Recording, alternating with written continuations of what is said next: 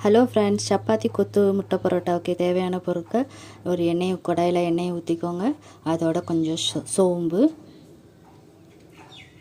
கொஞ்சம் சீரகம், கொஞ்சம் இஞ்சி பூண்டு பேஸ்ட்டு எல்லாத்தையும் போட்டு நல்லா வதக்கிக்கோங்க. அப்புறம் வெங்காயம் போட்டுக்கோங்க. வெங்காயத்தையும் போட்டு நல்லா வதக்கிட்டு அதோட 2 பச்சை மிளகாய் போட்டு வதக்கிக்கோங்க.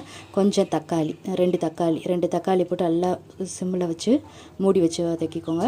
மஞ்சத்தூள் 1/2 டீஸ்பூன், மிளகாய்த்தூள், கொஞ்சம் கரம் மசாலா, கொஞ்சம் சிக்கன் மசாலா, இது எல்லாத்தையும் போட்டு நல்லா வதக்கிட்டு அது எல்லாத்தையும் நடுவில் ஒரு 2 முட்டையை உடச்சி ஊற்றி நல்லா கொஞ்சம் வதக்குங்க. நல்லா வதக்கணுன்னா அது மேலே ஒரு கருவேப்பிலையை குட்டி குட்டியாக கட் பண்ணி அது மேலே போட்டு நல்லா வதக்கிட்டு நம்ம கட் பண்ணி வச்சுருக்க சப்பாத்தி துண்டை அதில் போட்டு நல்லா வதக்கணும். நல்லா கிளறி விட்டு லாஸ்ட்டில் கொத்தமல்லி தழை போட்டிங்கன்னா சப்பாத்தி கொத்து முட்டை பரோட்டா ரெடி.